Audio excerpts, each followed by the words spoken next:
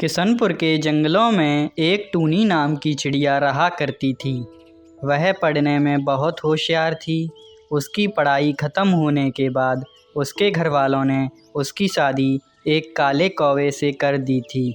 उसका पति बहुत शराब पीता था।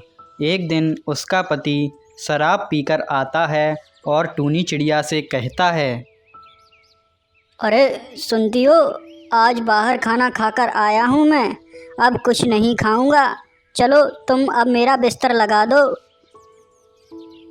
जी थोड़ा तो कुछ खा लीजिए, आपके इंतजार में मैंने भी कुछ नहीं खाया है।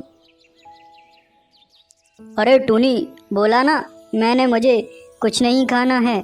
अगर ज़्यादा बोलोगी तो अभी तुम्हारी पिटाई कर दूंगा। इतना बोलकर काला कौवा आराम से सो जाता है और टूनी चिड़िया पूरी रात ऐसे ही भूखी बैठी रहती है और रोती रहती है। अगली सुबह जब काला कौवा काम पर जा रहा होता है, अरे जी रुकिए, टिफिन तो लेते जाइए अपना, और कल करवा चौथ है। ये हमारी शादी के बाद पहला करवा चौथ है। आप आज शाम को जल्दी आ जाना, मुझे बाजार से कुछ सामान लेने जाना है। ठीक है, मैं आज शाम को जल्दी आ जाऊंगा। यह कहकर काला कौवा वहाँ से चला जाता है। सुबह से शाम हो जाती है। अब टूनी चिड़िया घर के बाहर बैठी अपने पति का इंतज़ार कर रही होती है। अरे ये अब तक कहाँ रह गए, अभी तक नहीं आए। अब तो रात भी होने वाली है, अब मैं बाजार कैसे जाऊंगी। तभी सियानी चिड़िया और रानी चिड़िया टूनी चिड़िया के पास आती हैं और पूछती हैं, अरे टूनी चिड़िया, तुम अभी तक यहीं बैठी हो, बाजार नहीं गई? क्या तुम्हारा पति अभी तक काम से नहीं लौटा है?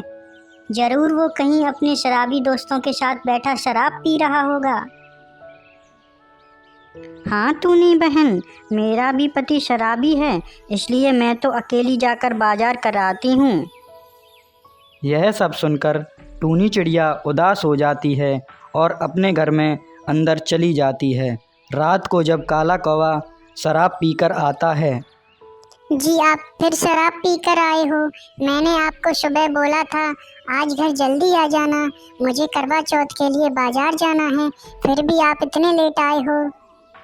टूनी, मैं आज नहीं आ पाया तो तुम इतना भड़क क्यों रही हो?